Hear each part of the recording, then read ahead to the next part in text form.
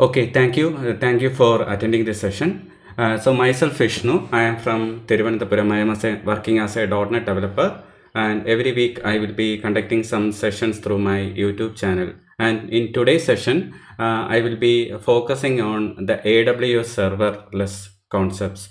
There are a lot of serverless services that are offered by Amazon Web Services, and we will be looking into some of those services. So I planned this session to be nearly around 2 hours, and there will be breaks in between as well. We may not able to cover all the different services that are provided by AWS, especially in this serverless domain.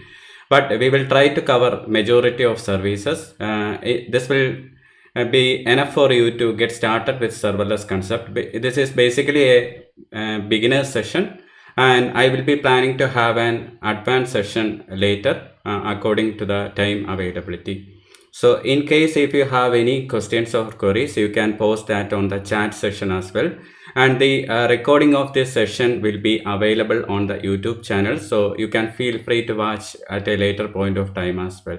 So in addition to that, I will be also having a podcast, and on the coming days there will be a audio podcast also coming, which is based on the serverless concepts in this Amazon cloud platform.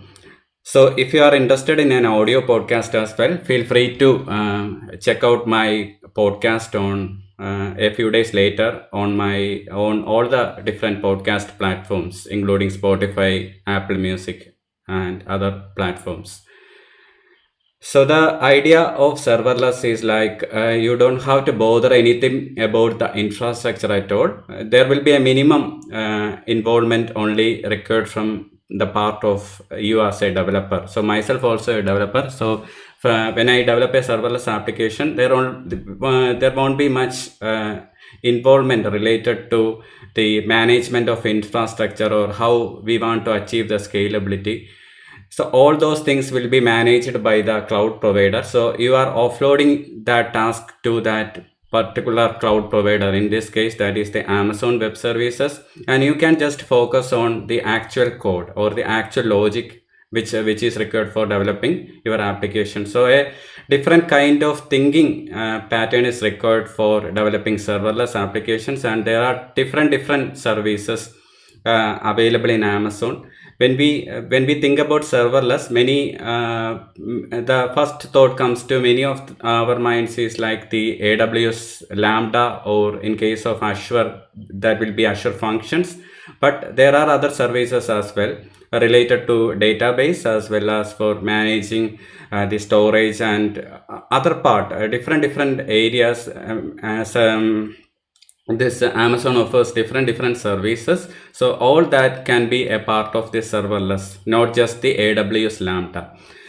So for orchestrating the AWS Lambda, there will be a step function also available, and similarly other services are also available. So in this way, there are a broad range of services that are available, which you can plug and put into your application, so that it totally becomes a serverless application. And the main part of managing that infrastructure and everything will be in the hand of the cloud provider. Here in this case, that will be the Amazon Web Service, and we will be just focusing on the actual logic behind what we want to achieve. And the other benefit that is provided by this kind of serverless application is the on-demand scalability. So whenever your application is going to consume by lot of users, especially at the times of peak period, automatically the cloud provider will automatically scale that particular service without any involvement from your part, and you have to pay only for what you use. So that is another benefit that is offered by serverless. So serverless is not suitable for all type of application where it requires extensive processing or areas which take much time, computing time. The serverless may not be a good choice, but in other areas, especially to wire up the different things in your application, the serverless is a good choice. And related to the Amazon Web Services, they initially started the S3. So S3 is a object storage that is available from Amazon Web Service. We can look into that a bit later.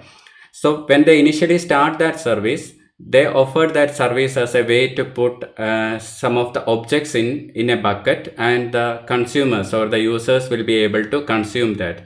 So from their application, they can interact with that object storage. They can manipulate the different objects inside the S3 buckets.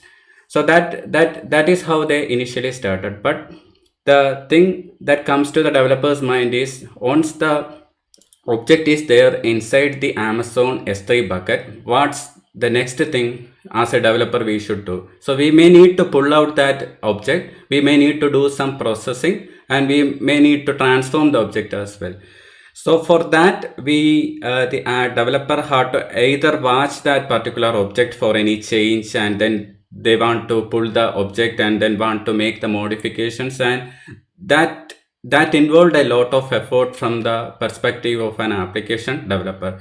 So that is how they initially started the AWS Lambda. So they integrated that service into the Amazon S3 storage, so that whenever we put something into the object storage inside S3, automatically trigger a function behind the scene, and whatever we want to achieve whatever we want to do on the objects inside the S3 bucket, we can do the same thing inside the AWS Lambda, and that is how it started. Later, when this type of programming model became easy for the developers, they integrated more and more different kinds of services into this AWS Lambda, and it got expanded. So now currently majority of the services inside Amazon has support for AWS Lambda. Similar way, you can, as per your application requirement, you can integrate the different services, not just the AWS Lambda. You can integrate the different other services, and ultimately it become a purely serverless application. So we can look into all of that things in this session. So that is how that's a quick idea of what the serverless means. So now I can switch into the system, and I can show you how we can start understanding the different serverless services that are offered. So we will start with the simplest service in Amazon, which is the S3, that is an object storage. So I will share my screen. Okay. So hope you can view the screen now. Just a second.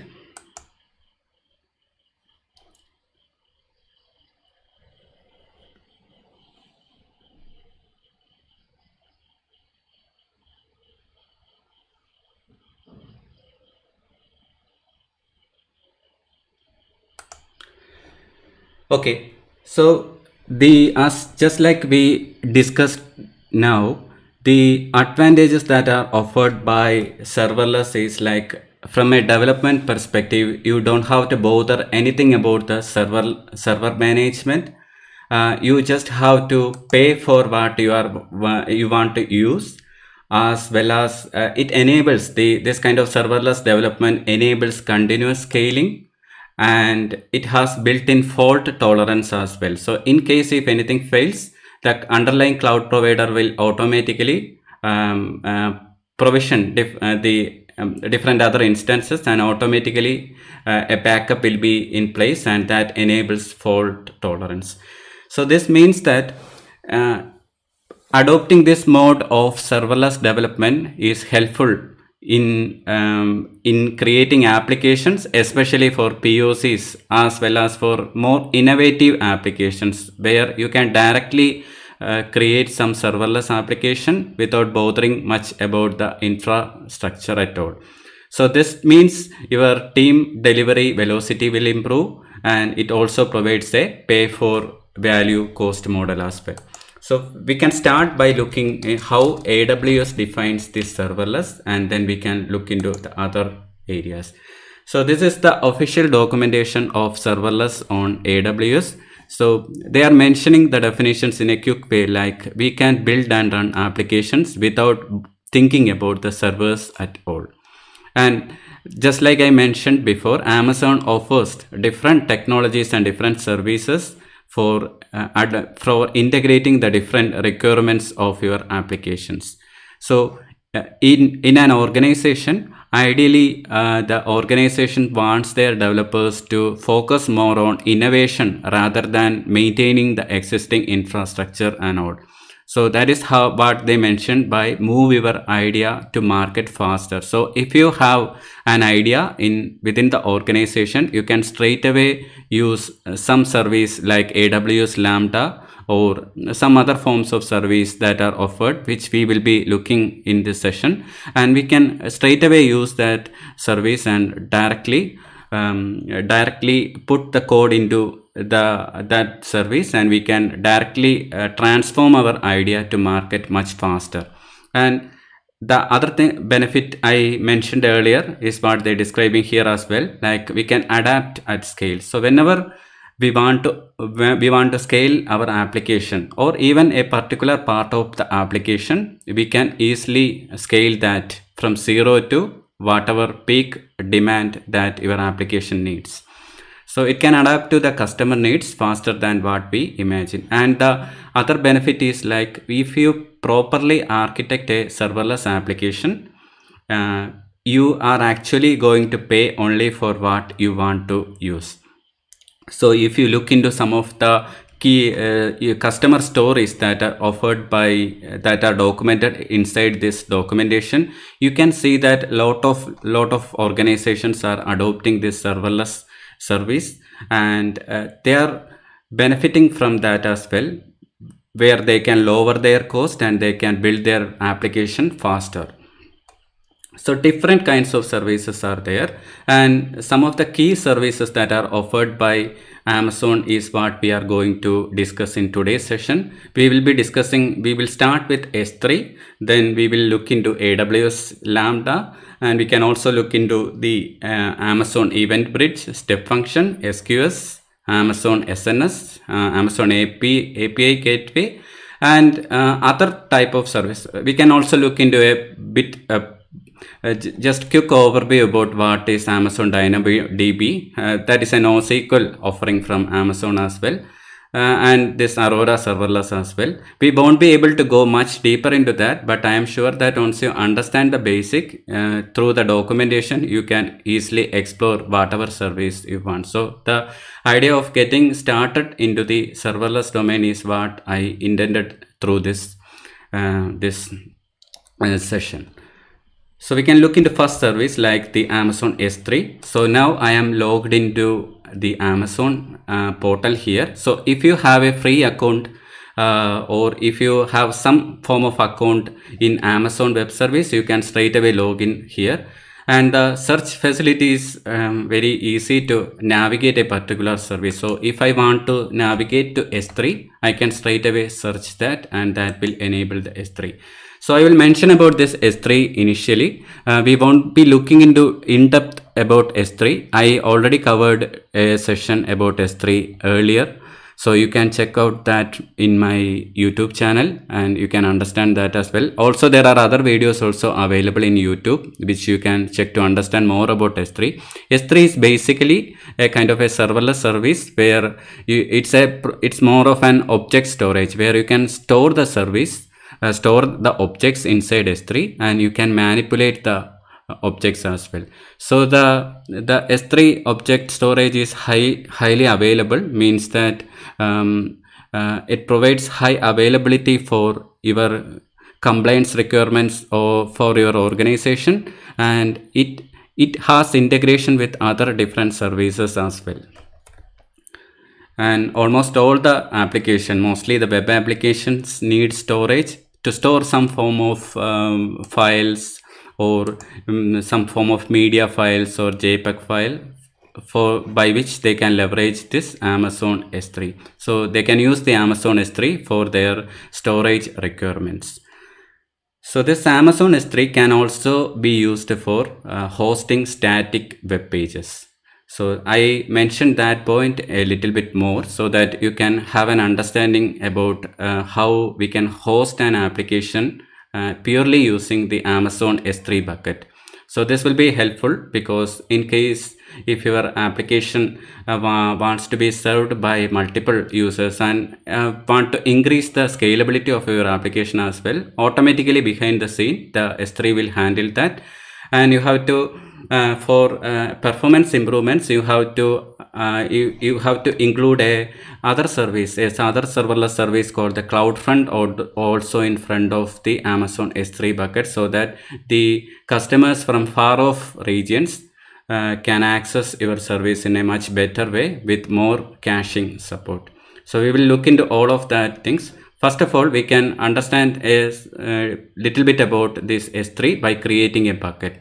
So the root container or the root level folder of the Amazon S3 is called a bucket. So you can simply create a bucket by clicking on create bucket, and you have to provide an unique name for the bucket as well. So in this case, I will be mentioning about a demo website application. And you can select a region which is closer to your customers. And let's for this demo, let's leave the other defaults as it is. There are a lot of features that are offered by the Amazon S3, which we know won't be able to cover in this session. So this all I explained in another video which is available on YouTube. So first of all, we are using this S3 in this demo for serving a static web page. So for that purpose, you can simply allow public access to this S3 bucket. So you can turn this off, and it will always show a warning like you have to acknowledge it that the current settings which you modified now might result in this bucket and the objects inside the buckets becoming public. So you can simply click on that, and let's leave the other things as it is, and let's create the bucket. So now I simply created a bucket, and it immediately created a bucket called demo website application. So now inside this bucket, I can put a static website, and I can serve the customers from this storage location, which is much cheaper as well. So this is the simplest form of website hosting, which we will be covering in this demo. This is also a way by which you are understanding how a website hosting can be done using the serverless. So if you have any questions or queries, I will be checking on the chat channel a bit later. And in case if there are much queries, I will be explaining that in a text file which is attached underneath as well. So now we have a bucket in place. We can just open that bucket, and we can add some files inside this bucket. I have a React demo application with me that is just a basic React application that is created using the create React app syntax. So I just going to upload that into here. So let's add files. Okay, so this is that React application, and from inside the build folder I will be adding all the different files.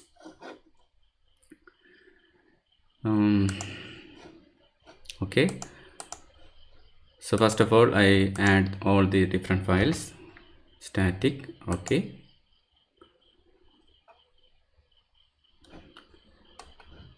and we can grant permission as well as the access control list as well. So we can enable public read access because we want to serve this as a website, and I confirm the risk of granting public access read to specific object. In this case this will be fine. And let's look at the properties as well. We can leave all these things default as it is, and let's upload.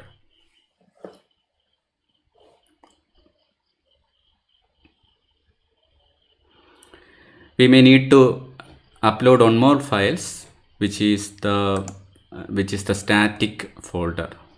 All the other files are in place. We have to upload the static folder as well. So for that purpose, I can simply click on the static folder, upload. Okay.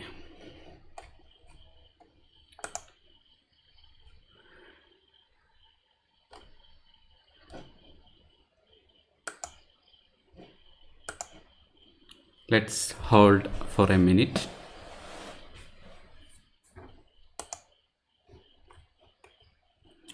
Okay, everything is in place. All the basic files as well as the static folder for serving the CSS and JS is also uploaded, and everything is in place. Now we need to change the properties of this folder to public. We can once again confirm that it is public, and we can look into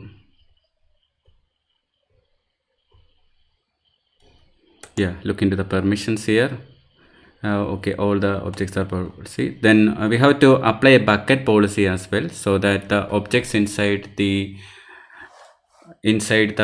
this particular folder will be served to the customers. So for that, you can simply search for AWS storage or S3 static website policy. So this document will have the required policies for granting public access. So let's look into that. So this is that bucket policy which you need to copy and paste it here inside the bucket policy section, so that that will be your demo website application will be served to the customer. So here you have to mention the that root folder as well, root bucket as well here. So once that is done, then you can simply save the changes. So what we have done here is, like, we made this bucket publicly accessible, so that all the objects inside the objects and files inside this bucket will be served to the end customer. We have to do one more thing to enable this bucket to be served as a static web page, which we can do that from the properties section. So from the properties section, we have to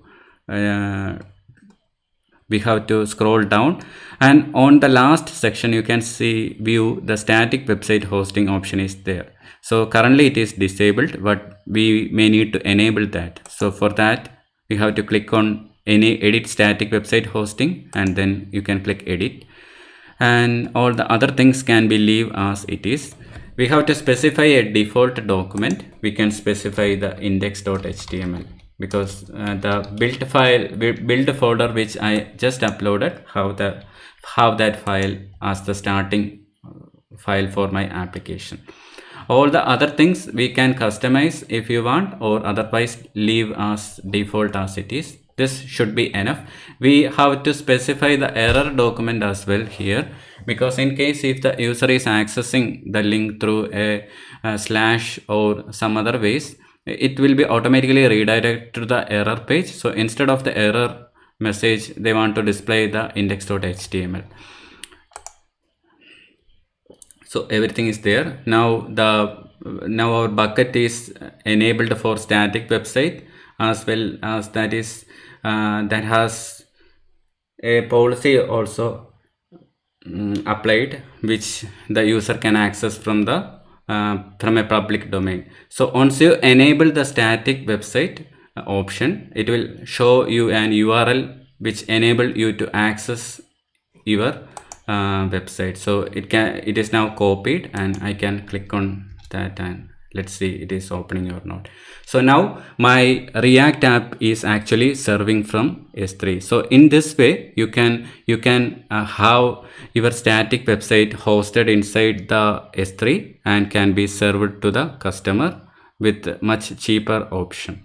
So that is one way. There are other services also out there for hosting the website, but this is one option which you can leverage upon. Now this application is fine, and it is serving from the static S3. This is simply a static web page which will be able to display something from a website, or it can do some other inputs, or it can capture some inputs from the user and can do some of the manipulations, and whatever your application requirements be, you can all include that, or you can all that way develop your application and can host in this way. But there will be some services behind the scenes which you might require to do some of the processing. For example, imagine this be a website for uploading some of the images, and at the time of uploading that image, I want to capture that image, I want to upload that image to an S3 bucket, as well as sometimes I may need to do some of the manipulations, like I want to resize the image to a thumbnail, which I can do using another service which is called the AWS Lamda. So this way, depending on your application requirements, you can wire up different services. So there may be a S3 service, serverless service for hosting your website like this, which is fine. But this site is simply static, which doesn't serve any purpose. There is nothing fancy here. But in the actual production environment, you may have some other background tasks that are applicable for your website, which you can wire up using the different Lambda functions. So for that, Amazon offers a service called the Lambda. This is what I mentioned in the earlier session. Like when Amazon initially started this service called the S3, they intended this as a form of service just for the sake of storing objects, and which is fine in that case. But when the users are actually started using the S3, they felt the need for manipulating the objects inside the S3, and thus they have added a different service called the AWS Lambda, which is another service which we will be discussing soon. So this is a compute service, means by which you can do some of the computational requirements which are required for your website using this Lambda. So you can simply search on Lambda, and that is displayed here. So this is a compute service where you can upload your code. So if you want to do something whenever some object is stored inside a bucket, or whenever your user triggers something from this React application, you can write some code, you can upload that code and create a Lambda function here. This is another service which we will be exploring in this today's session. So Lambda automatically take care of provisioning and managing the servers that you need to run your code. This means that you can create a function, you can add some codes. We will look into how you can add codes and all in the demo. Just giving you a quick overview or quick flavor of how the AWS Lambda looks like. So the idea here is basically you provide some code for what you want to do. Maybe it's a particular part of your application. In the case, if this be an application with a file upload or something, you may be writing a Lambda to process the image. So that processing will be doing some of the thumbnail transformations, or maybe it's intended to calculate something or whatever, depending on your application need. You can all create different functions, Lambda functions, and you can write the code, and rest the Amazon will take care of provisioning and managing the servers that you use to run the code.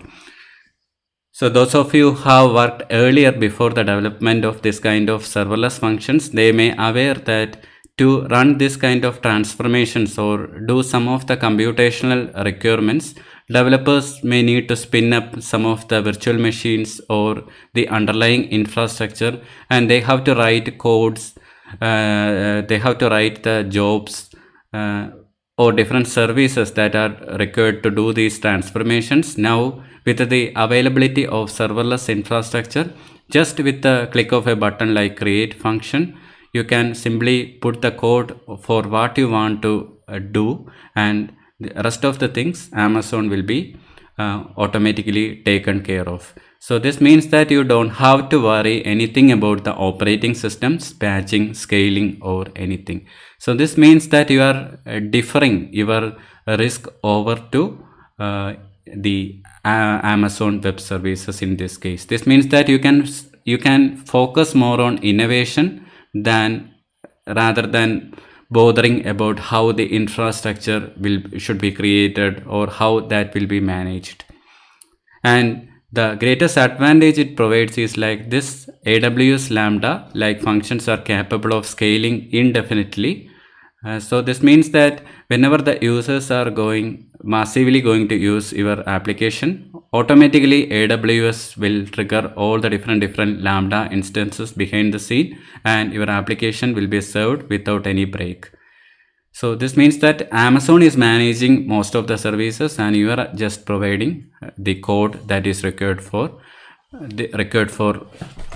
developing the application. So this leads to a thinking that you may be thinking like what we want if we want to move to another service or something. So there of course will be a dependency to a particular service in this case, especially when using this kind of serverless services.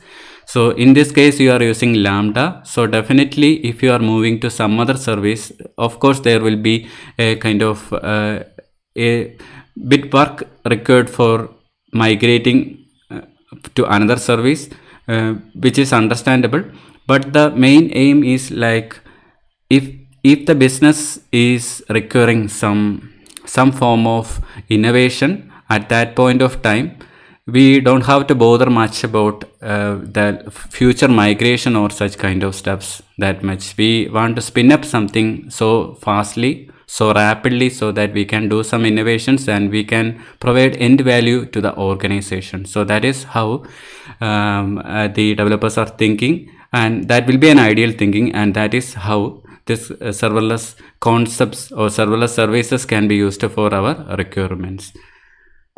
So we talked a bit about the AWS Lambda in particular, and let's see how this Lambda is priced as well. We can open the AWS Lambda page and we can we can understand more from there. We started with the Amazon S3. There is nothing much to show from a serverless perspective about Amazon S3. So far, I have understood now. We can look into other services now.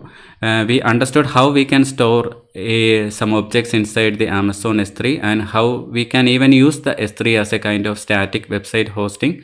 And on optimization, which we can do in this Amazon S3 is like we can use a service in Amazon called the CloudFront, which is kind of a distribution service by which you can connect your Amazon CloudFront to Amazon S3 so that the customers from the far end of your bucket, like if you are storing your Amazon S3 bucket in a region like US West or US East, somewhere far from your application, like somewhere from Africa or somewhere from Japan going to access the S3 bucket, they may experience a bit delay. That delay may not be noticeable, but still if you want to improve the performance, you can use another on service in front of the Amazon S3, which is also a serverless service, which is called the CloudFront.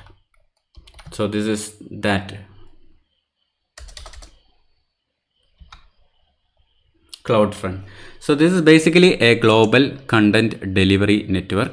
I can just explain how you can use this service.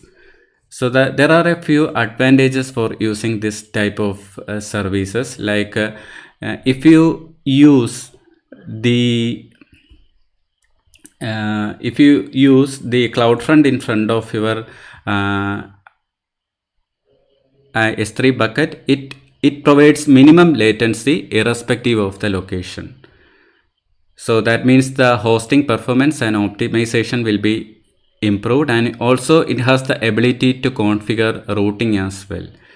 A lot of different other features are provided within the CloudFront. So to create a CloudFront distribution, it is simple. You can just click on create distribution. So you first have to choose the origin domain. So this will be an Amazon service. So you can click here. So now you can see the demo bucket which we created as part of the S3 functionality, as part of understanding the S3 functionality at the beginning of the demo. So that is already displayed here because I am logging from the same account. So you can choose the origin here, and origin path, if you want to customize, we can customize that, but in this case this will be fine. And we have to provide a name for this origin as well, that is also fine. And we can provide additional customization, like if you want to add some custom header or something, you can do that, and all the other things which you can provide as you required. Lot of different features are out there. You can check the documentation for understanding all the different other details, and you have to provide a name for this origin as well. So this is automatically stored, automatically displaying. So let's provide a name like so that will be the name that you will be going to use from different regions. So the name will be like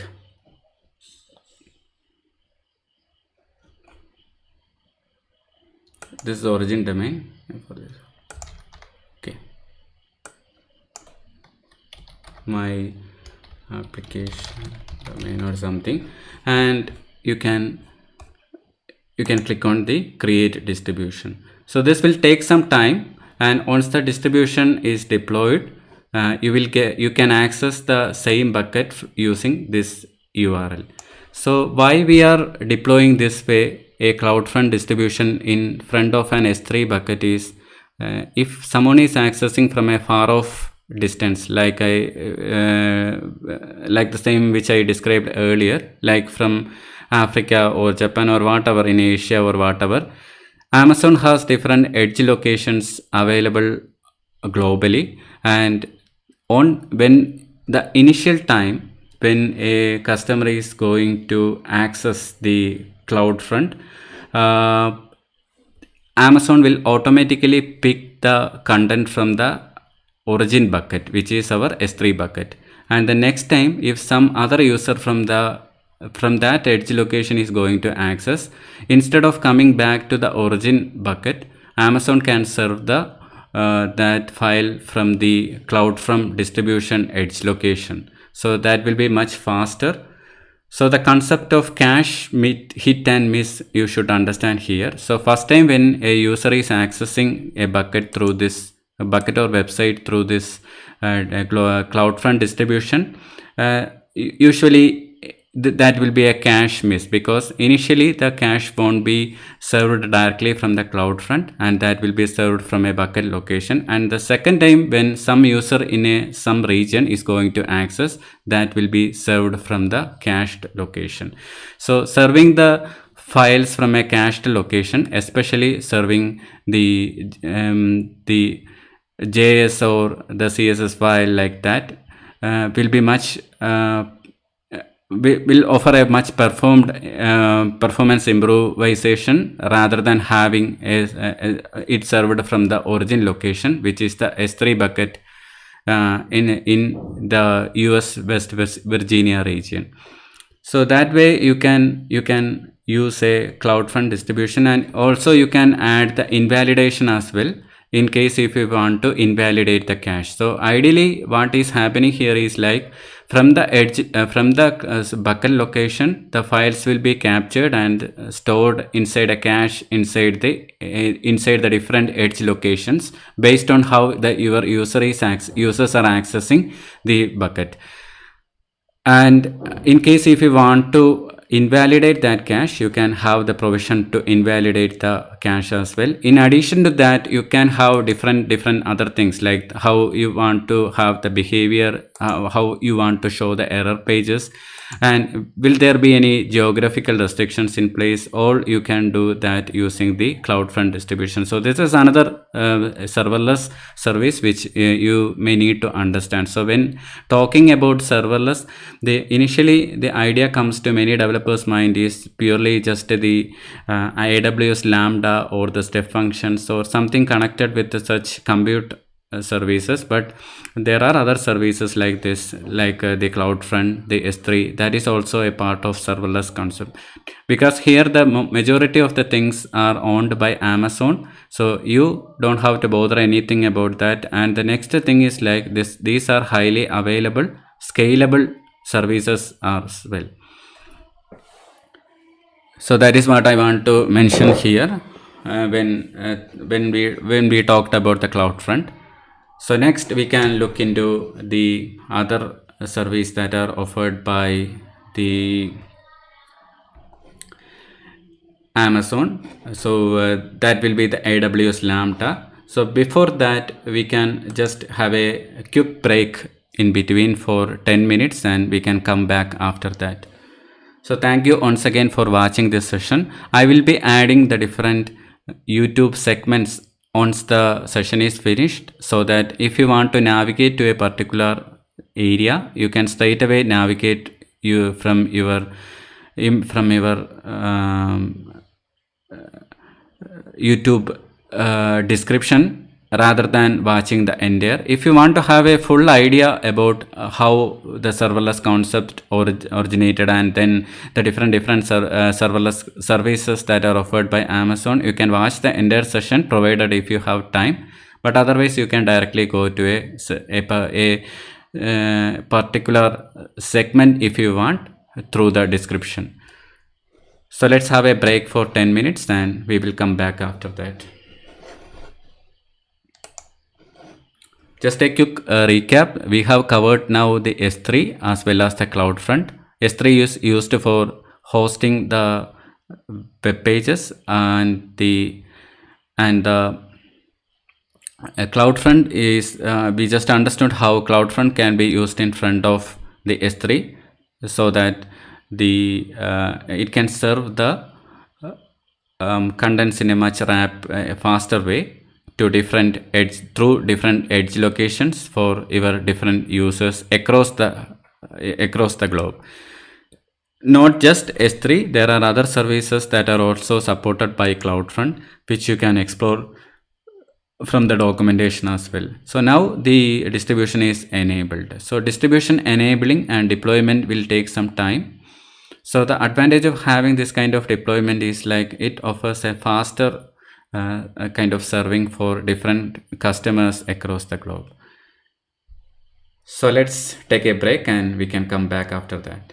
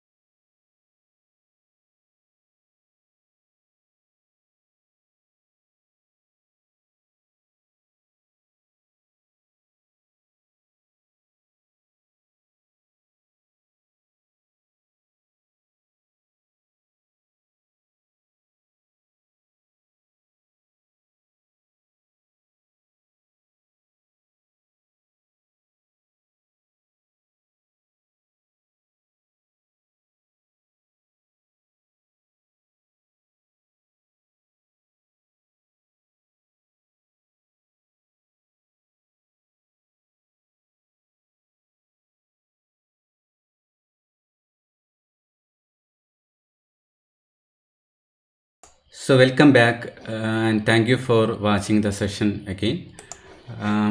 So we can continue from here. We were discussing about the S3 and the CloudFront by which we can use for hosting a static web page.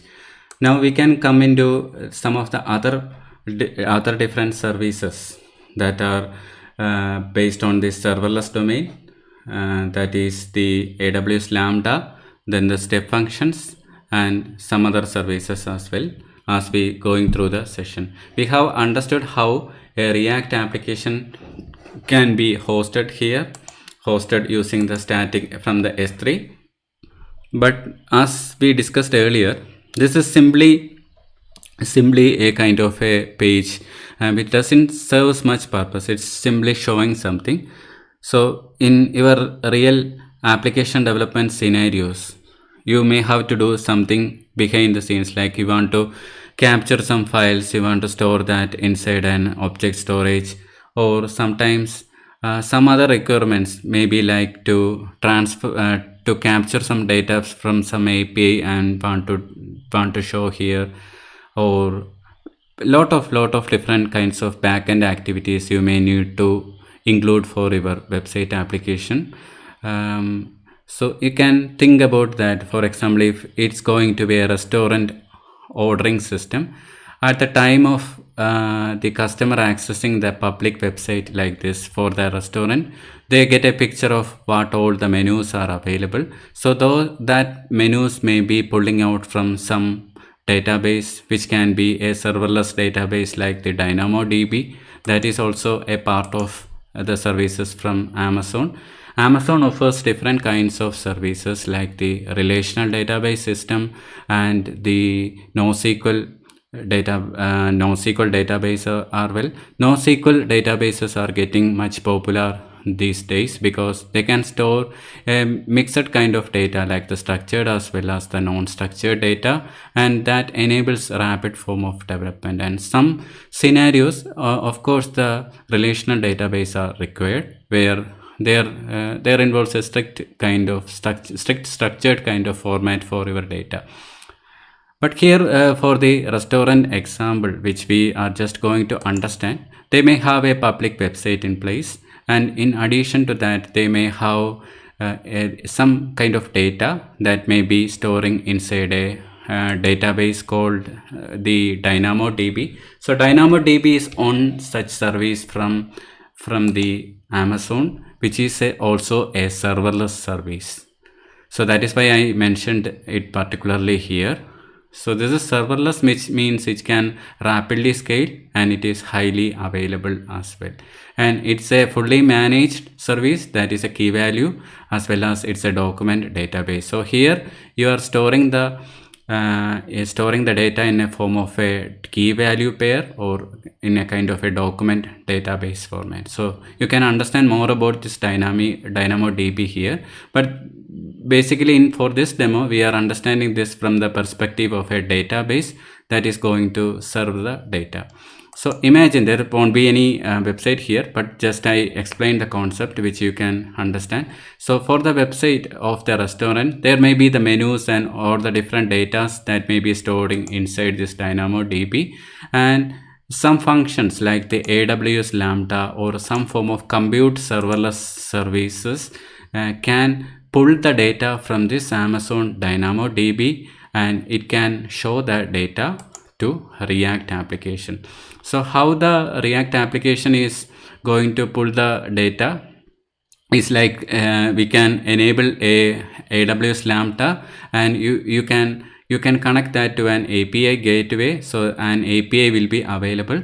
So that API can be called by this application. So the data will be served from there. So here the website is hosting inside the S3, and the logic you are going to pull the data from the Dynamo DB, that is inside the AWS Lambda, which is another form of serverless architecture, serverless service, as well as the data is residing inside the Amazon Dynamo DB, which is also another form of serverless.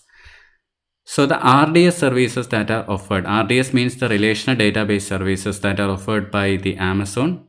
Those are basically not serverless, but the Amazon offers a kind of database called the Amazon Aurora, which is a kind of a serverless relational database thing. So that is interesting to note. So if you look into the service, so there will be different services like the compute service. These are all basically some of them are serverless, and behind that the storage will be there. That the S3 which we discussed now, that is also a popular object storage, that is also serverless. And underneath the database section, the RDS includes all the different kinds of relational database systems like the MySQL, the SQL Server, then the Oracle, and such kind of services. So they all are part of relational database system, but those are most not serverless. Then the Dynamo DB, which we are now discussing, that is actually serverless. And similarly, Amazon Aurora is there, which is also inside the Amazon RDS. So let's open that and I can explain that. So when you open the relational database or the RDS service, it offers a menu to choose which type of service which we need. So Amazon Aurora is a kind of a specific database that is from Amazon. So it offers MySQL and Postgre compatible enterprise class database, and it's actually kind of a serverless offering. So similar way, different components can be used in your application depending on what your application needs, and you can split the different areas of your applications into different serverless services, and you can split your different parts of your applications into different areas which you can assign to different serverless services, and then that serverless services can scale up to whatever they need, and that can serve the depending upon how your customers wants the data as well. So the main on in here is like all services are equally important, like the S3 is important, then the compute service is important, as well as the database, like the Dynamo DB is also important. But basically the compute service is where the main logic resides, like what some form of computational requirements for your application that you may be including inside the computational services like the AWS Lambda, or if you want to orchestrate that Lambda functions, you may need to use a step function as well. We can look into an event-based architecture as well. That is also a part of serverless as part of the serverless domain, and that also we will be discussing in the later part of the session. So please stay with the session and I can explain all that things. So these are a quick overview of different ideas. So now regarding this restaurant website, we understand that this website has a menu which will be displayed from the Dynamo DB. But similarly, the website may have an option to do some kind of registrations or some kind of booking for some menu. You can order some particular item and all the different things you can do. With these kind of different serverless offering from Amazon. So imagine if this restaurant website has a button for ordering something, and when you click on that, it will show all the different items from the Dynamo DB. And when you click on book an item, you can capture some information from the user, like how much item you want, what customization you require, and once all that is captured, you can straight away trigger that to a AWS Lambda through an API gateway. Why we are going to use an API gateway in front of AWS Lambda, we will discuss next in this session. But just for the moment, you understand that basically this application, when you click on the book item, it will trigger an API to the AWS Lambda, and AWS Lambda has different triggers associated with it. We will look more deep into the AWS Lambda soon. But just for the understanding, just understand that the AWS Lambda has different triggers. So once they receive a trigger, it will automatically execute the code which you are providing to the Lambda, and the Lambda can do whatever you are mentioning inside that Lambda function using different kinds of languages. So some of the languages that are supported by the AWS Lambda are .NET Core, that is supported. Then the Node.js is supported, Python is supported. We can look into other languages as well as we go through the documentation. We can look that in a moment. But these are the common languages that are supported. And the AWS Lambda, many think that it is a popular service. When everyone talks about something in AWS serverless, without a Lambda, that won't be complete.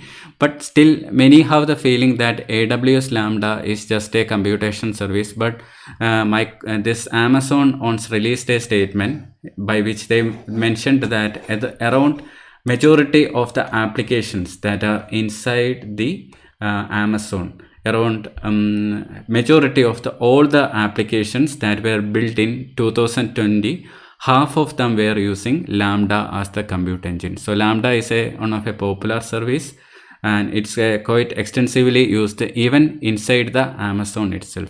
So that means that whenever you are going to use some of the service inside the Amazon, whatever service it will be, indirectly behind the scenes it will be using AWS Lambda, because Amazon's already said, told by Andy, who is the CEO of Amazon Web Services, in a presentation.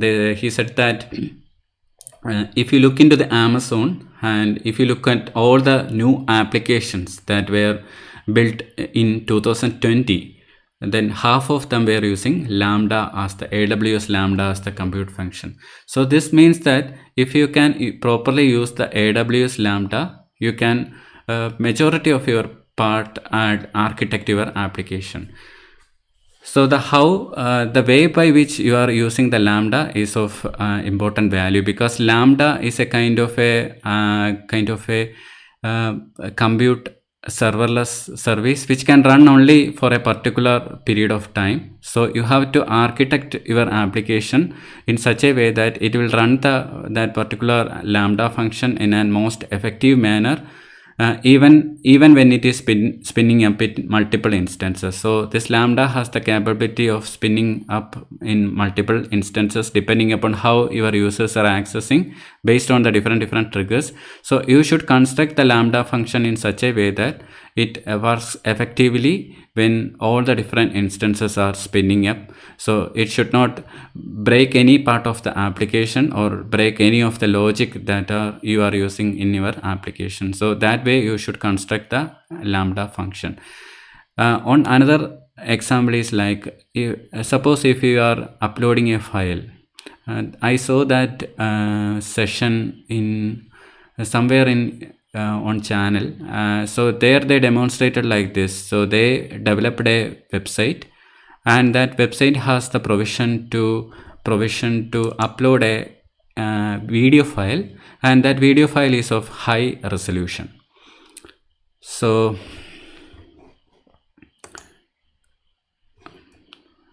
let's okay.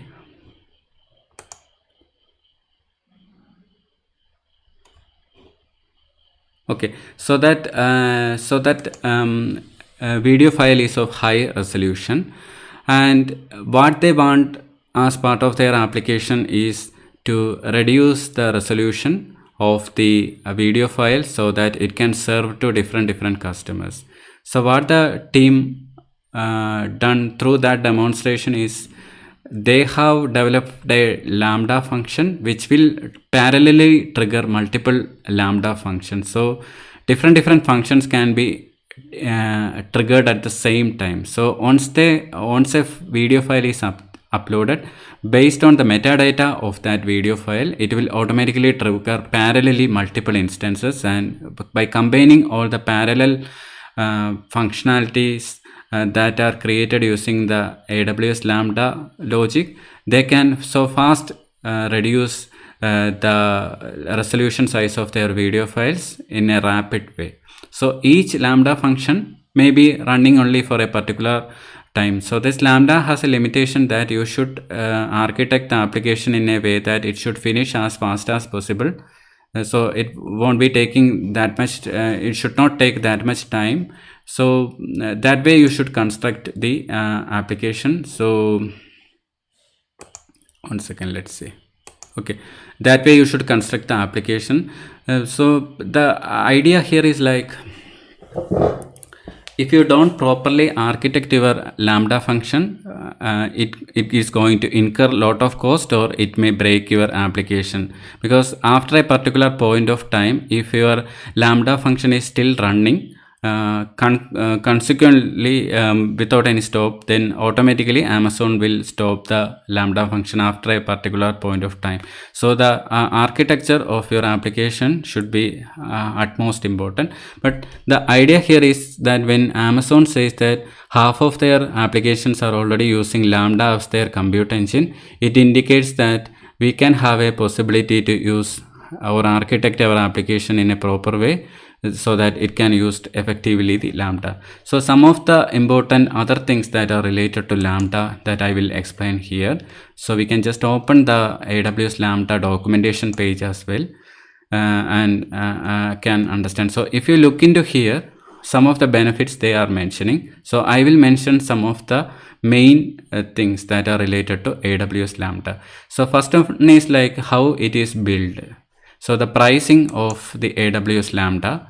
So this AWS Lambda is built based on usage, like how much request you are using to the AWS Lambda and how much resources are provisioned. So that on the basis of that, the AWS Lambda will be built. And you can write the code in majority of the languages. So that also we can check now. So what all languages are supported. So let's look into here. So this documentation is good. If you look into that, you can understand how the different organizations like the Coca-Cola, Robot, Benchling are already using the AWS Lambda in a proper way. So if you click and read more, you can have a good picture of how these companies are using. Let's look into the Lambda. So Lambda, we can look into how we can create a Lambda function soon. But the idea here is Lambda is simply a kind of an area where you can put code. So which code you want to put? So some of the popular runtimes they supported are .NET Core. So I was looking into some of the languages that are supported by Lambda. That is what I was looking into. Let's see. Somewhere here it mentions, or we can do a quick search. AWS Lambda supported runtime. So if you simply search like this, you will get an Amazon document that explains what all languages are supported by Lambda. So here you can see that the Node.js is supported. And Node.js version, latest version is 14, 12 and 10 are also supported. And similarly Python 3.9 is supported, latest version supported. Similarly the versions from 2.7 onwards are already supported. Ruby is supported, Ruby on Rails. I have used that long back a little bit, Ruby on Rails. Then the Java is supported, Java 11, then the Go supported. .NET Core, this is good for .NET developers. So .NET Core 3.1 and 2.1 is supported. In addition to that, you can have a custom runtime as well that you can provide. So this way different runtimes are supported there. Custom, how to develop custom runtime, you can go through the documentation and understand, or we can have a different session in later. So that is this custom runtime development is not part of this session. You can check through the documentation, or we can have a different session later as well.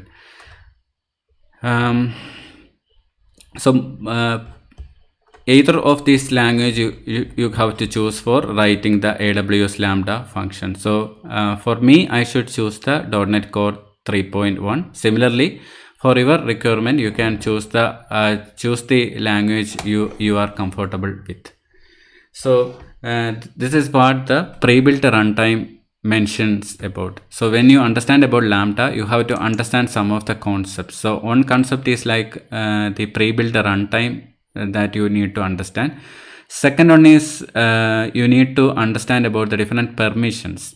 So permissions means that the Lambda, you can create multiple Lambdas inside your Amazon account. So which Lambda function should access which Amazon service? So that is what it is mentioned by permissions. So that you can define in while creating the Amazon creating the Lambda function. You can have different roles and different policies that are associated with the Lambda function. So this Amazon offers a separate area for managing the different roles and permissions called the identity and access management. So this is that security, identity and compliance is all about.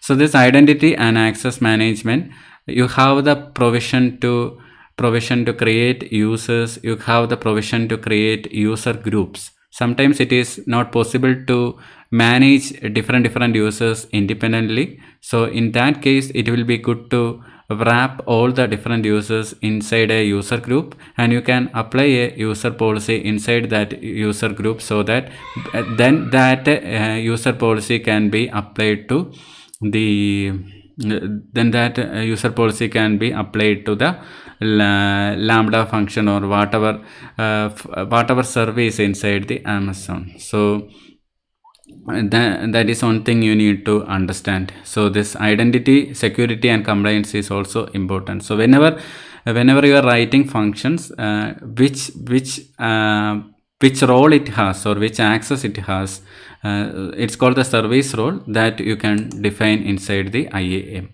And even when creating the a function, there is also a link associated, so that you can link that from there to here.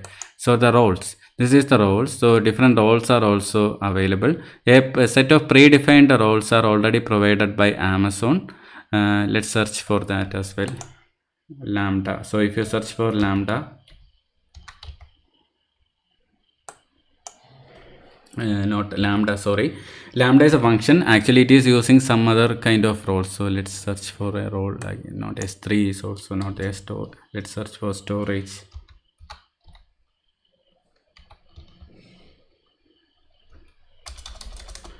Okay, sorry, not roles. Actually the policies is what I mentioned. So let's search for Lambda. Let's also search S3 roles. Yeah, so different role the policies are there. So you can also apply the different policies. For example, if the Lambda wants to have a full access on S3 bucket, you can assign this Amazon S3 full access policy to AWS Lambda, so that it can access a S3 bucket. So similar way, different identity and access management can be applied to the Lambda. Then another thing is like this Lambda has integration with all the different Amazon web services. So if you look here, lot of different services are there. Almost majority of the services has integration with the AWS Lambda, and it also has the AWS Lambda has also integration with other event-driven AWS services as well. Some of the event-driven services we can look a bit later in this session. So the Lambda, when understanding about Lambda, the other thing you need to understand is like there is the concept of timeout in Lambda. So the default timeout is 3, and you can increase it up to 15 minutes.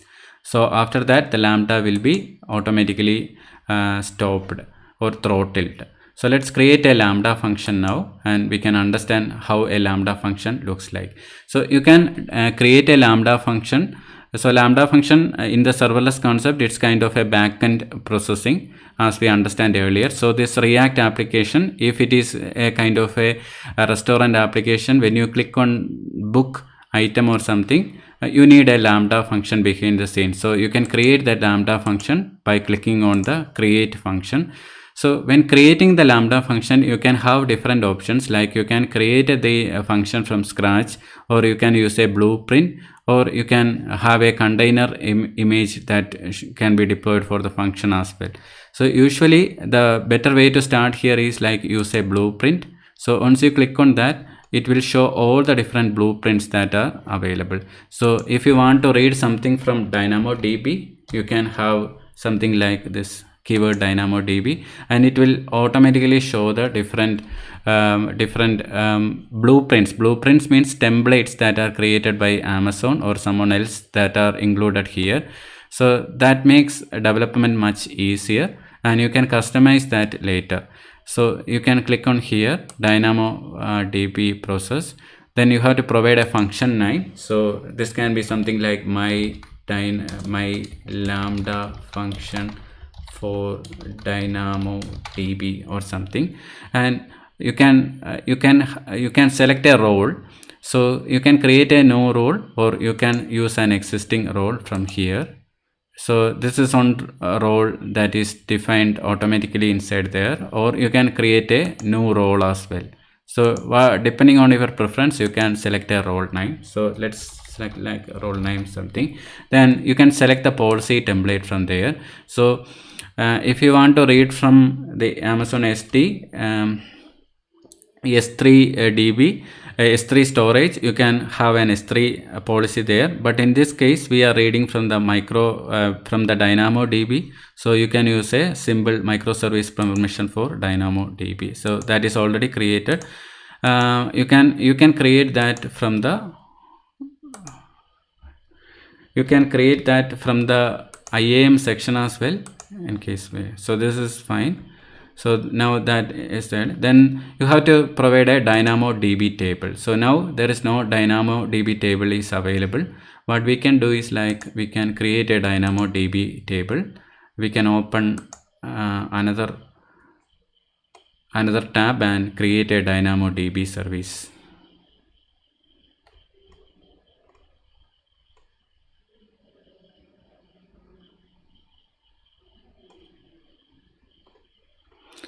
Let's okay, somewhere inside the database. Okay, Dynamo DB is there. So let's open that in a new tab.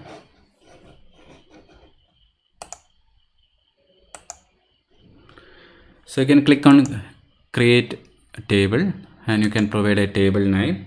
So in this case, Dynamo DB table or something. Then partition key can be simply, you can provide something like a PK or something. We can leave all the default settings as it is and create a table here. So now the table is created. Now you can add items into the table as well. So you can click on items and you can add items. But that is not required for this demo. We were understanding how we can use the we can select the Dynamo DB from here. So let's refresh this one, and we can now see the Dynamo DB table which we just created. So you can simply select that, and it automatically writes a sample code like Node.js 12.6, and the code is also there.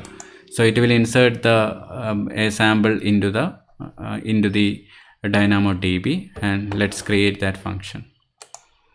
So you have to customize this section according to the requirements of your application. So now the function is creating. I am just using a blueprint template which is provided by Amazon.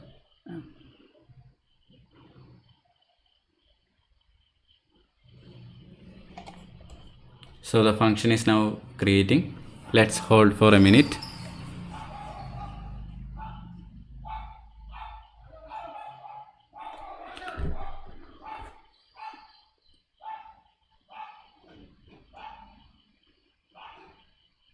Okay, now you can have different triggers that are associated with by which how this code for Lambda function for Dynamo DB to be triggered. So the idea here is like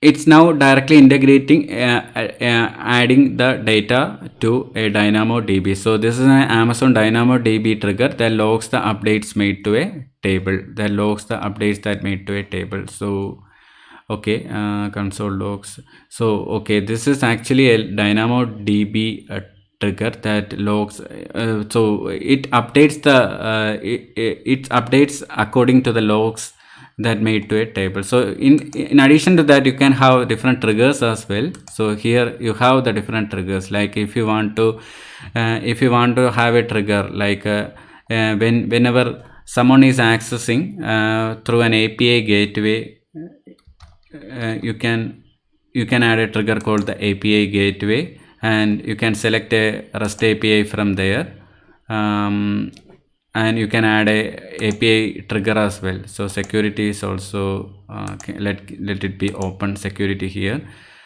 So now an API gateway is added to here, and this API when you create this function, this API is also created, and the API endpoint is like this. HTTPS called ending with the Dynamo DB. So this one you can provide to your front end application, and when that one is triggered, that API is triggered, it will automatically run the code inside whatever you are providing inside your actual Lambda function, and you can add a destination as well. So in case if you want to capture something from your React application, you can have a processing inside here, and then you can add the final destination. Like how you want to store that processed information, you can add a final destination as well. So this is how the Lambda is working. So the timeout is important. So the default is like 3, and up to 15 minutes can be added. And memory is another concept also you need to understand here. So if you click on the function, so the function is now created. So if you click on the monitoring and operational tools, not monitoring, I think general configuration, general configuration, you can see the memory here, and timeout is not 3 minutes, it's actually 3 seconds. So you can increase that up to 15 seconds. So your application should run within that time limit. So we can edit how much we can add that. So let's see. Oh, it can add up to more time. I think it can add up to 15 minutes, I think 16. Oh, actually the maximum time is 3 seconds to 15 minutes. Up to 15 minutes you can add. See the timeout. So your application, your Lambda function should be run within that time. Ideally it should complete within 1 or 2 minutes maximum. That's how you should architect your application. If it is going to be long running, it will consume more time because it's built based on how you are using. So the cost will be more. So it should be run in a proper, it should architect in a proper way so that it should run so fast and without much tracking. So the default timeout is 3 seconds, and you can increase up to maximum of 15 minutes in total. And the idea of the idea of memory is also important. So depending upon the memory, the CPU power is also allocated to the function. So that means if you have a memory, a higher memory, that kind of CPU power also will be assigned to this function. So the currently supported runtimes also we discussed.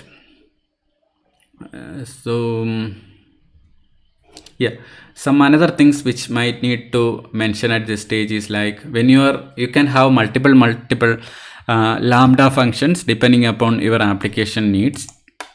For registration, maybe you can have a Lambda function. For pulling data from a DB and displaying to the end customer, you can have another Lambda function. For doing some kind of image manipulation or something, you can have a different Lambda function. So different Lambda functions you can add, and you can give custom name as well. You can test and monitor the Lambda function from here as well. Sometimes in your Lambda function, you may want to pass the custom environment variables. For example, if you are creating a Lambda function that is going to read something from Dynamo DB or SQL DB, maybe you may need to pass that value, that database name to this function in a form of an environment variable. So you can simply add environment variables using this option. So you can click on edit and you can add different environment variables. So let it be a database name or something. You can add that name or something, and you can provide a value as well. So once everything is in place, now we are creating all the different Lambda functions using the portal of the Amazon console portal. But you can do the same from using a kind of a deployment called the CloudFront deployment, or also through a way called the SAM or the CDK as well. So that is called the serverless deployment tools, serverless deployment AWS. So not this one,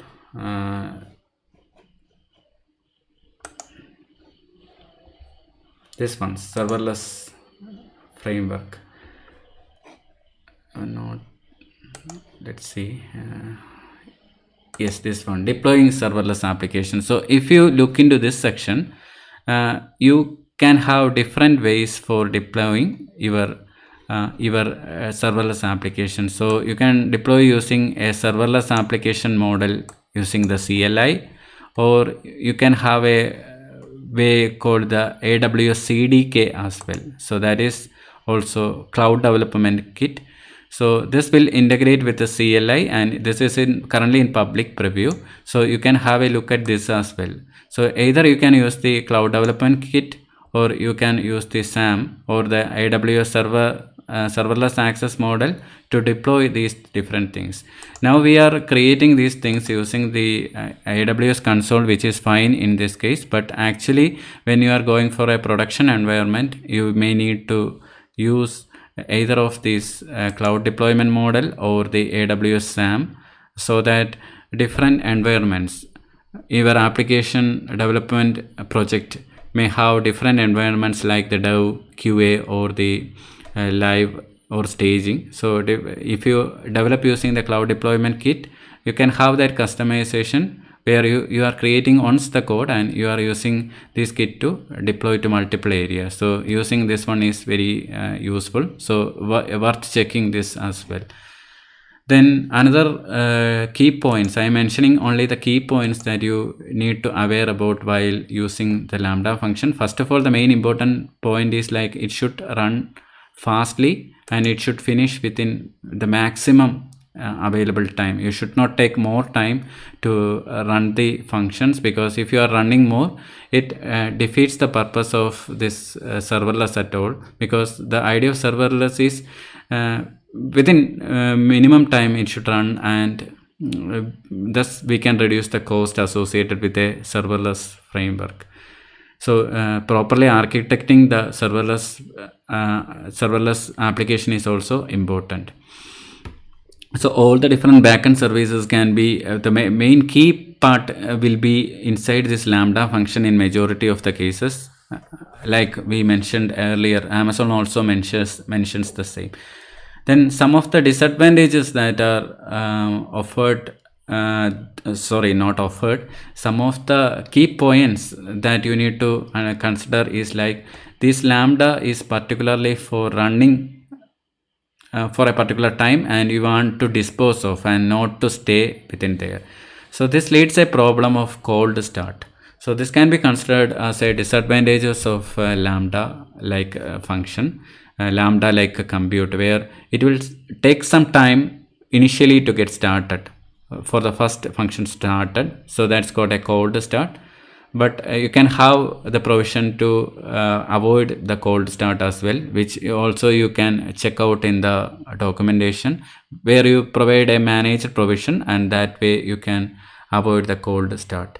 Then concurrency also you need to consider while developing the Lambda code. Like if you are writing something inside the Lambda code, be aware that if someone is triggering that Lambda code from another instance, like when we created this Lambda function, related to an API. We got an API application URL which can be used by different applications. So it can be used by this React application. Similarly, if this storage has a different instance, that can also trigger that particular API. So your Lambda function should aware of this concurrency in mind, and it should not break the application.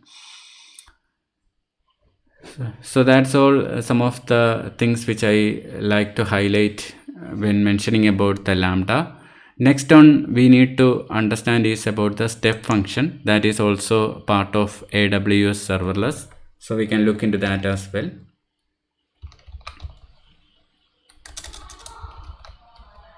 Step functions.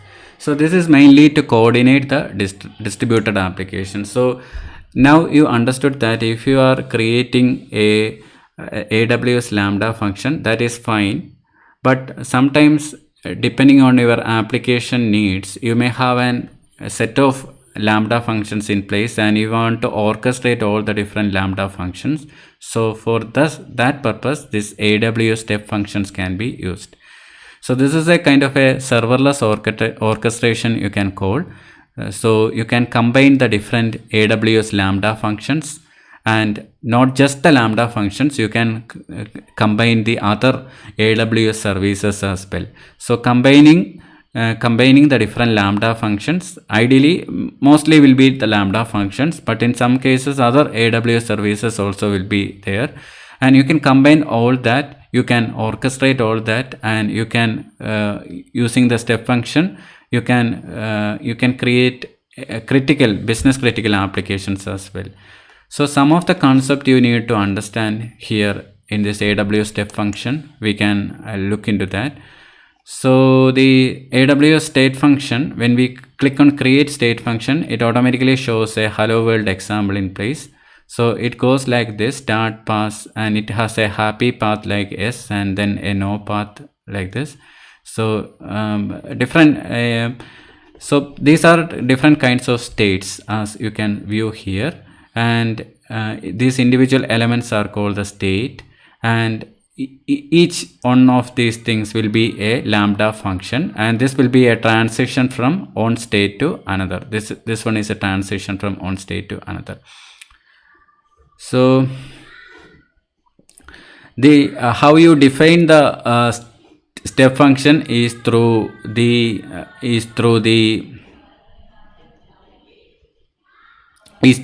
Amazon state language. So it's a language you can check out from the documentation as well. Amazon state language. So this is required for defining the step functions. So there are different kinds of predefined task types that are offered by this Amazon states language. To define the orchestration using the Amazon AWS step function, you need to have an understanding about the Amazon state language as well. So it's worth to check this documentation as well, so you can understand how it is being used.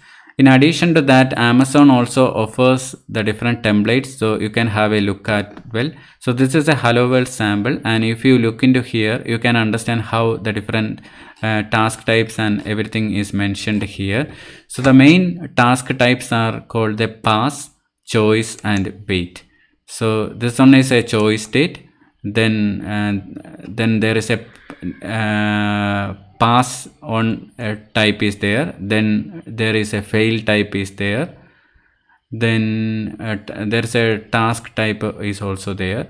So in addition to that, there will be also the functions for parallel as well. So if you want to run parallelly something, you can have that as well. And there is a map function also there. To run each step of a particular element of an array, you can have a parallel execution as well. So these are the different task type, like task, choice, wait, succeed, fail, parallel, and map. So by combining all these and by constructing using the Amazon states language, you can create step functions. So this is one such step function. which we created, and it's basically a hello world application. We can leave this as it is like and click on next. So you have to provide a name. Let's leave all the other things default as it is and click on create state machines.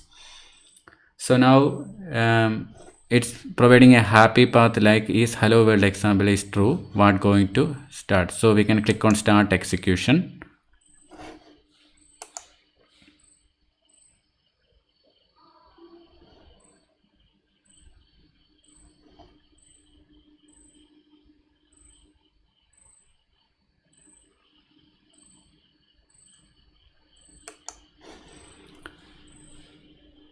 So yeah, so this is the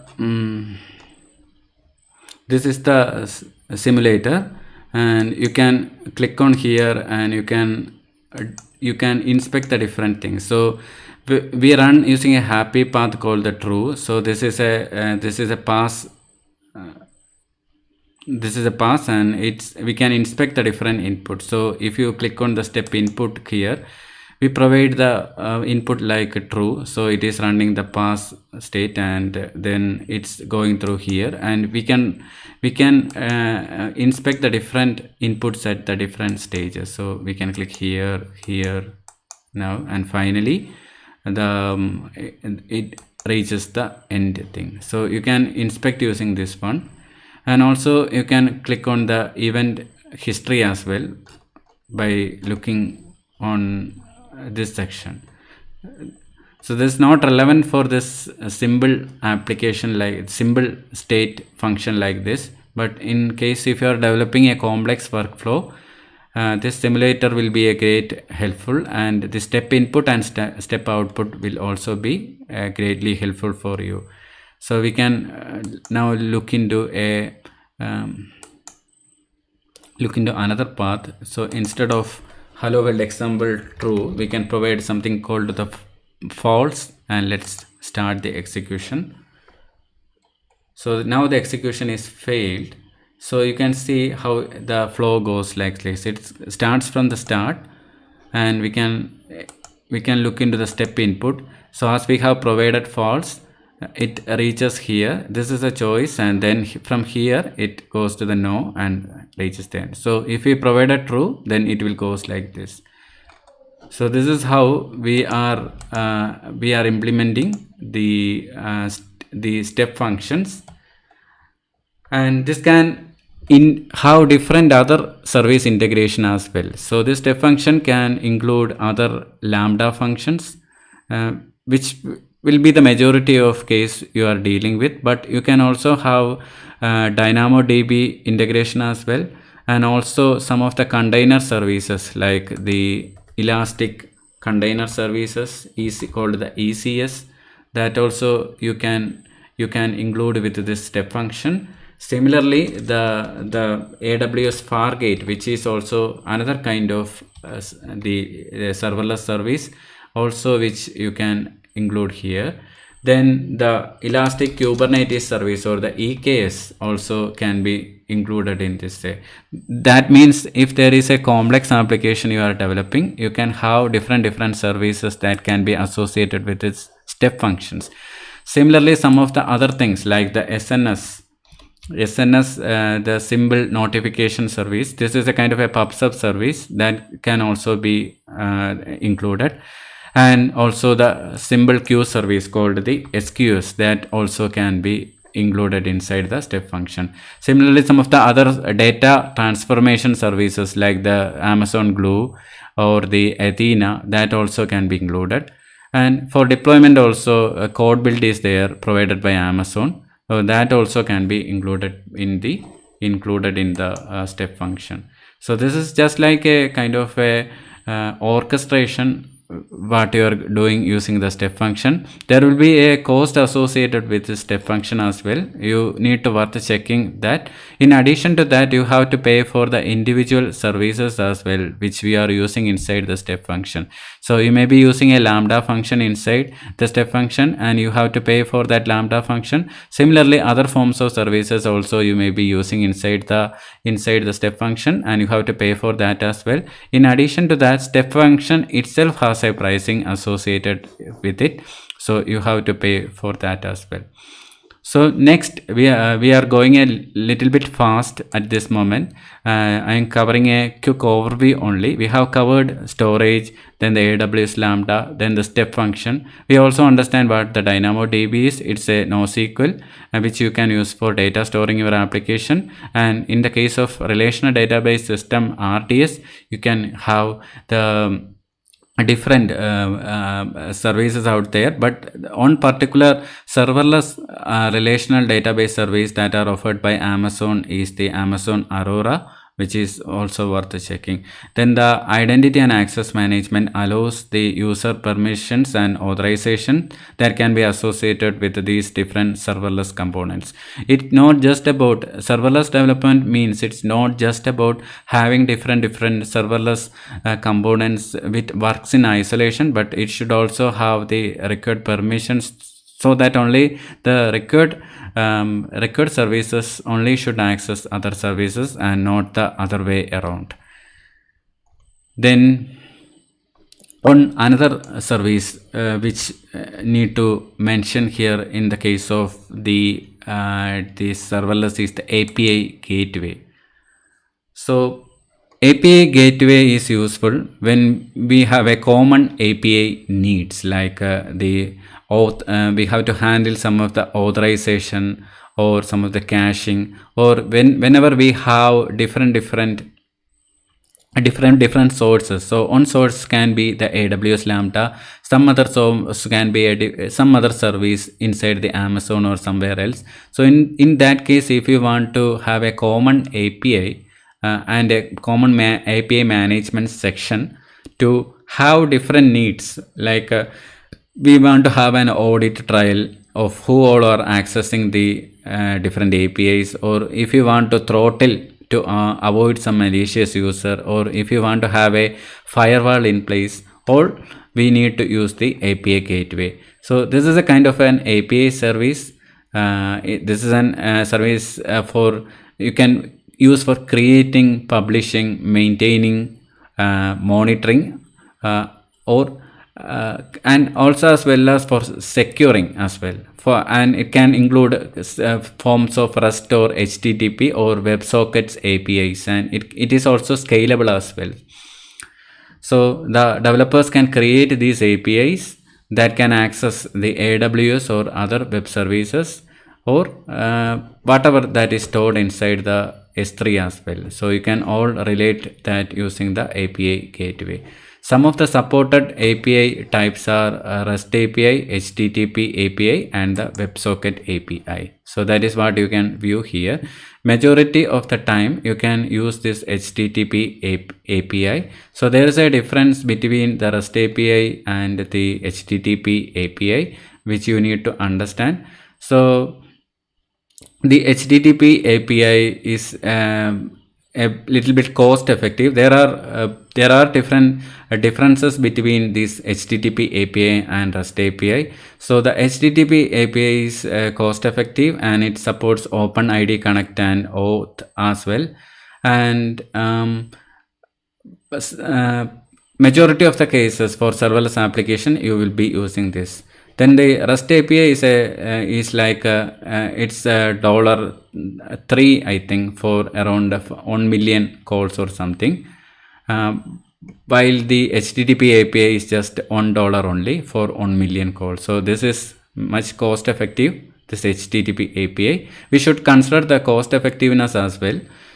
REST API has additional provisions, like we can have the API caching, request body transformations, request response validation, or you can have a rollback as well. In case if you want to deploy a particular version and if you want to roll back, you can have that as well, and it can have a firewall as well. So REST API offers more flexibility, but the disadvantage is like it cost a bit high as of now of this recording. So the API gateway can work with the Lambda, or it can work with the other different kinds of service. So let's create a HTTP API and we can understand how. So once you select an API, this is an HTTP API, we can add the different integration. So if you click on the integration, we can have the different integration. So you can have a Lambda integration or an HTTP integration. So if you click on Lambda, you can select a Lambda function. I can view all the Lambda functions which I created. So this means that once we create this API, using this API, I can interact with the Lambda function. So this is like a kind of a front service that stands on front of the Lambda or some other kind of services which offers additional provisions like some of the common API needs like the authorization, caching, disparate source, and everything, etc. So we can click on next, and we have to provide an API name as well. So let's provide something like this, AWS Lambda. So we should choose Lambda function. So let's click on next, and we can see what all we can do that. So we can configure routes as well. Okay, fine. Then the configure stages as well, and then we can click on create. So once we create that, we can have other options like we can provide authorizations, we can attach authorizers to root, who all should access this one, and we can have other provisions like the integrations, the CEO, the cross origin resource sharing, enable or not, or if you want to throttle something or do something, you can do that as well. So you can throttle something like default select. To select a stage and then click on it. So you can have resource throttling as well. So how much throttling should apply to this route or something. So that kind of things you can specify if the API gateway is there. So all this have cost associated with it. So you have to worth checking that as well when developing your application. Then another service we are running. Okay, fine. We have half an hour more, so I can quickly mention some of the other services as well. So another one is like the Fargate, which is also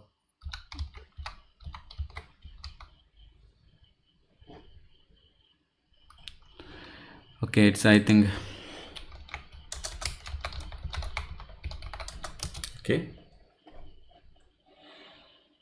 okay.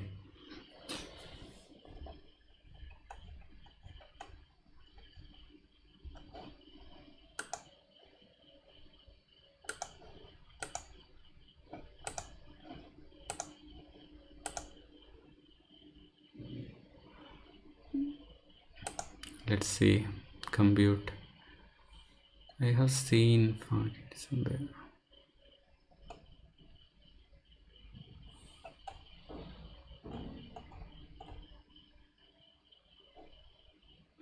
Okay, that's not available in this region, I think. Okay, no problem. So the AWS Fargate is a kind of a container based Lambda service, and it is built based on time, and it uses a container that you can maintain. The thing is like you don't have to provide any cluster configuration or something, and it offers a more kind of a traditional development flow within the Docker, and it can run on either on Elastic Kubernetes service or on EKS, and it can work with the API gateway which we just discussed now as well. So this is that AWS Fargate. So if you look into the documentation, you can have a great view of understanding about Fargate. So without Fargate, and this is with Fargate. So what's the difference of all? This is also another kind of serverless application, and different organizations are using this as well. Now we can quickly look into the event-based architecture. So event-based architecture is important. So let's take the example of the restaurant application which we just discussed. So in a restaurant order service, you may have a booking service, and there may be having some notification or analytics service, and if you have an event-based architecture in place, that offers much more user interactive or user oriented development using the serverless approach. So the one such feature that you can leverage is the fault tolerance. For example, if you are directly contacting, if you are providing, let's take an example of this, an order service. Let this website be an restaurant order service, and if you are going to book something from here, imagine what happens if some of the underlying service is down, like the service like the order creation or something service is down behind the scenes.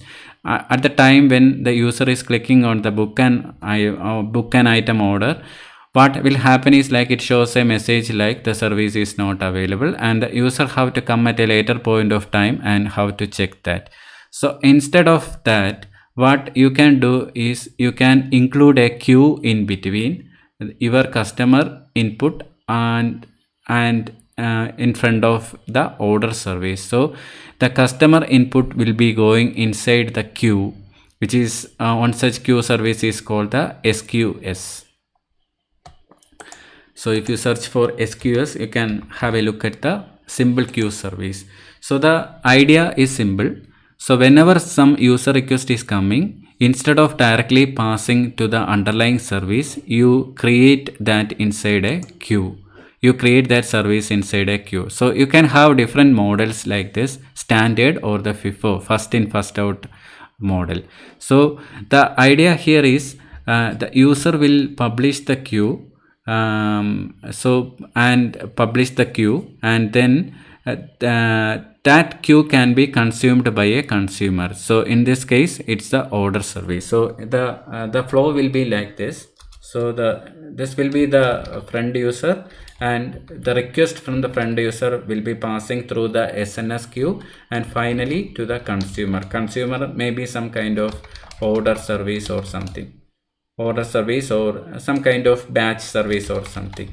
So this means that from the public endpoint, like the public website, when a user is ordering something or clicking some service, instead of directly going to the order service, it should go through an SNS service, so that in case if this is down, the SNS service can hold that for some time, and it can re-trigger that to this service, so that whenever the service is back, it can serve the customer needs. So that is called the Amazon SQS or the simple queue service. So this is also a fully managed serverless messaging queue service. So this enables you to decouple and scale microservices, distributed systems, and serverless applications. So when we are understanding about serverless architecture, it will be worth to check whether this Amazon SQS has any role in your application, or whether it will be good to include that in your application to enhance the customer experience or not. So the three main concepts to understand here is the idea of queue and the producer, that will be the user as well as the customer. So the producer or the user sends messages to the queue. The queue can be configurable, and then the message can be sent to the customer. So there is a retry mechanism also in place. So in case if when the user sends a particular message to the queue, and if it is not when it is deployed by the SNS service, and if it is not consumed by the order service, particularly because this service is down, the SNS service can wait for some time, and then it can re-trigger that same message again. So whenever this consumer service is back, it can pick up that thing and can be served to the customer.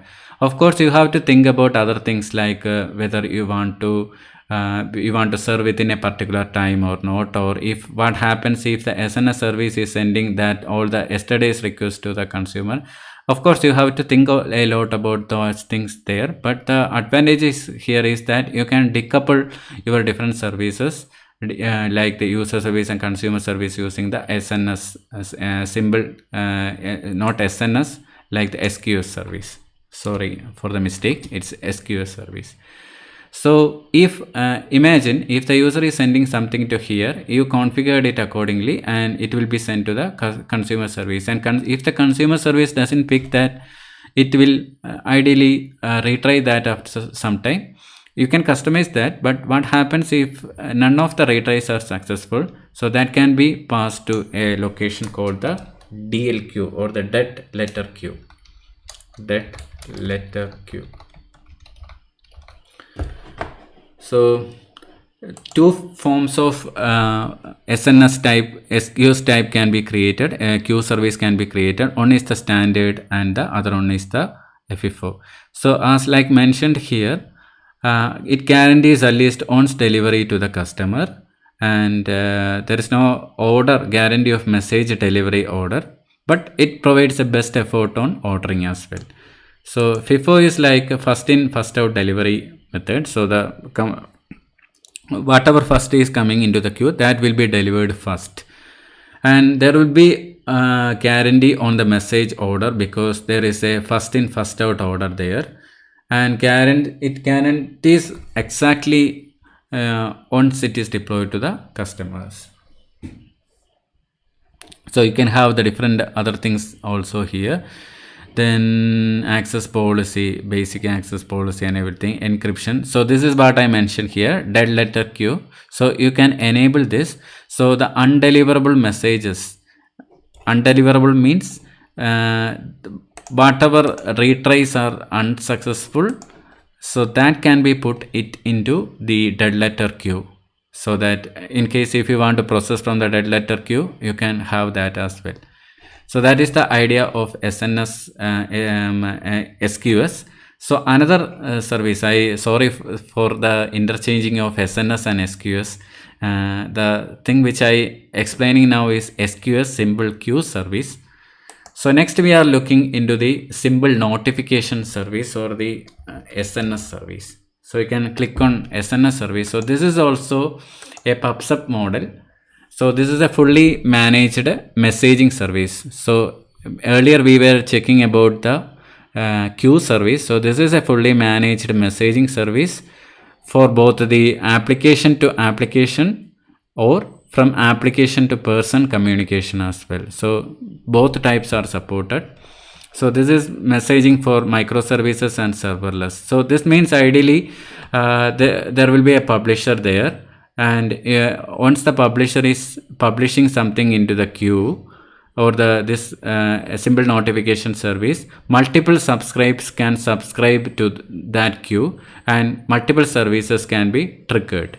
So in this case, let's take the example, when the user is sending something to the SQS, it can be picked by the consumer service. So similar way, when something other thing, like if you are suppose if your Lambda is doing something like processing or something, and after the processing it can input that to a SNS queue, a particular topic or something, and then multiple customers, maybe multiple Lambda functions can pick up all the different things. So this is what I explained earlier, like in the earlier exam, in the demo at the beginning, I mentioned about a demo which I have seen, where I have seen a certain type of consumers, where certain type of developers were trying to develop an application to reduce the resolution of the reduce the resolution of a video file. So ideally they will be inputting the MP4 or some high resolution 4K file through a website, and immediately after that file is uploaded, the metadata is captured. Metadata means how much size that file is, how much length that file is, how much frame size that file has. So all the metadata is captured there. Then finally they can insert into some kind of SNS topic into the SNS, a kind of a topic, like a topic on or topic process something or like that, and then all the different other Lambda services that are that can be spin up, or that different other services inside the Amazon can be subscribed to this topic, can be triggered based on this input. So that means once as a final trigger that is input by this 4K file, and multiple subscribers will be triggered accordingly, and that means kind of a complete decoupled model architecture you can implement here. So here also the dead letter queue concept is there. So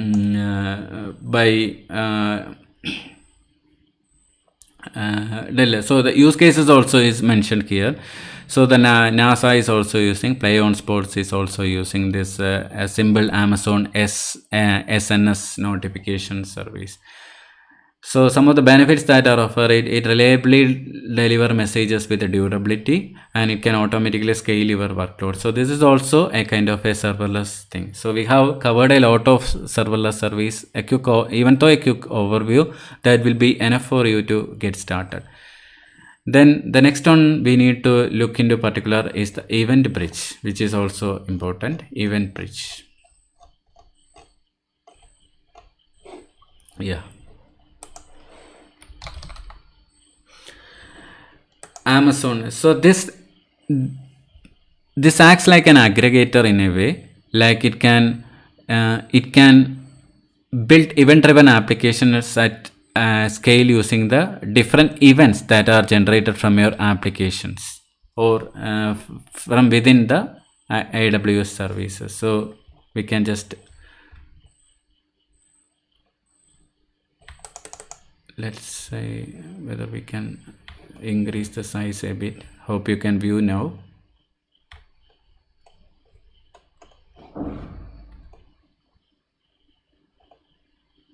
Okay, fine.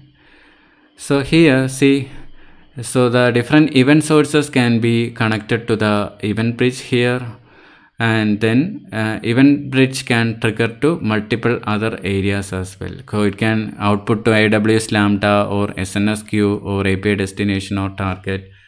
So this event bridge is also, it's kind of an event bus, and this is also serverless. So this can be helpful to build event-driven applications at scales from the events that are generated from different events generated from your applications, maybe different other services as well. And you can integrate all the different things into one area, and you can combine the output as well. So the main concept here is aggregating all the things from different through the event source, and finally you can have a rule set, like you can filter the different events and you can assign that to different other areas. So that's what the event-driven architecture is also about. So these three things, like the event bridge, then the SNS simple notification service, and the SNS queue service are all worth to understand from the perspective of the serverless architecture. So the event bridge has a lot of advantages, like it removes friction of writing point-to-point integration. So if you look into here, instead of writing something from here directly to this one, you can use an event bridge. So you can have set rules that define how this event source can be finally target to a particular location, like the AWS Lambda or SNS service, depending upon how your application needs. So around 90 plus services can be 90 plus AWS services within the Amazon services. So a lot of services are there. So around 90 plus services can be connected to the event bridge as a source, and also around 17 plus, this is at the time of recording, around, maybe it can increase a lot after some time, around 17 plus AWS services can be set as target as well. So this is the source and this is the target.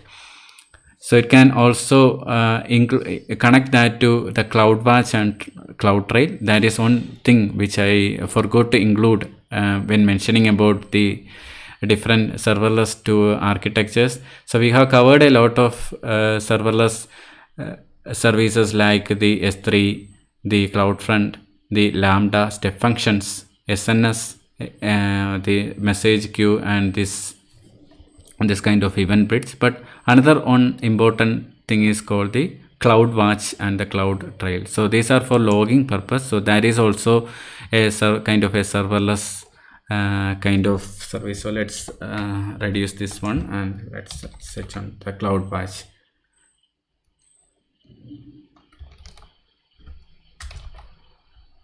So this is used for monitoring the resources and application. This is also a serverless service that you can include in your serverless architecture. So the combination of all, so I will quickly explain all the different services which we just explained as part of this demo. One thing is like the storage, that is can be included. Then the cloud front, then the Lambda, AWS Lambda, then the step function. Step function is for orchestrating the Lambda. Then the AWS Fargate. We haven't much covered about the Fargate, but because you can have that from the documentation, you can. It's basically a container as a Lambda function kind of thing, and you can check that from the documentation as well. Then we have looked into the concept of the SNS or the symbol notification service, as well as the SQS service. Then we have also looked into the event bridge as well, which can collect the events from different sources. And the interesting thing is all these different things have good tight integration with the Lambda as well. So you can have different Lambda in place. So from my understanding, the Lambda has a good place in the serverless concept. Also the storage is also a great deal of, because many of the application, for example, if you want to develop a simple application that reduce the size of an image, you can use a React frontend or something for the frontend application, which can be hosted in the storage. And of course, that React application should have the provision to read something from the file and have the provision to store something on the bucket or the storage bucket in a separate bucket, not on the hosted bucket, but on a separate bucket. We can have different buckets. But once the object is in place in the inside the storage, you can automatically integrate a Lambda trigger behind the scene. You can have parallel Lambda triggers as well, which can spin up multiple parallel Lambdas which work parallelly to produce an output. And finally, you can store the output to a DB. So one more thing we forgot. We mentioned about the Dynamo DB and the RDS Aurora, that is also serverless. So these are different services. So the Dynamo DB is a NoSQL serverless service from Amazon. Similarly, RDS is a relational database. RDS is a relational database, and Aurora is a Amazon specific relational database, which is also serverless. That is from the that you can leverage. Then one second.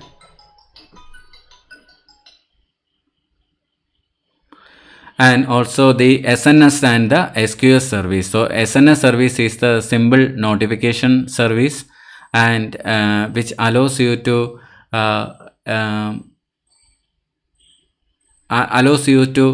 send a particular topic to this notification service, and different customers can be subscribed to this notification service, and the different consumers or the subscribers can be triggered accordingly. This helps in decoupling the application. Especially we have seen we have understood a case where there will be a ordering service or order creation service or order processing service, where instead of user interacting directly with the service, it can go through a SQS service.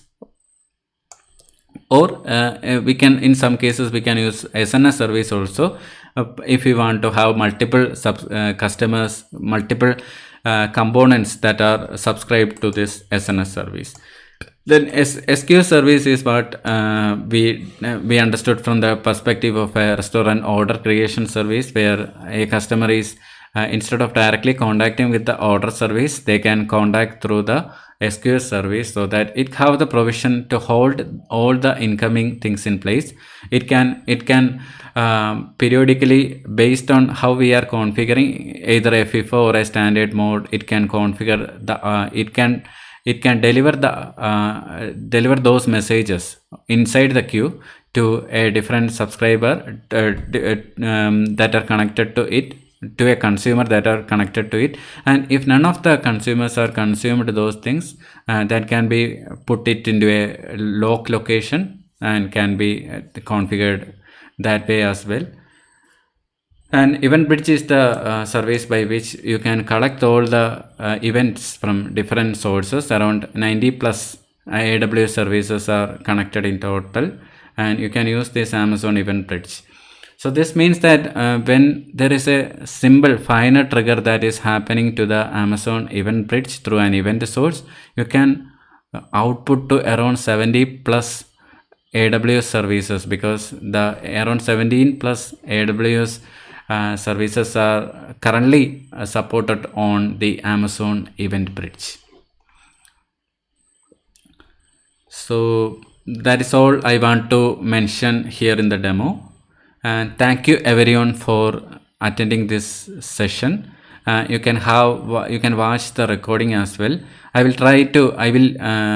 include the YouTube segments later once the upload is processed and ready, and then that will be you can navigate directly. So this is a live session.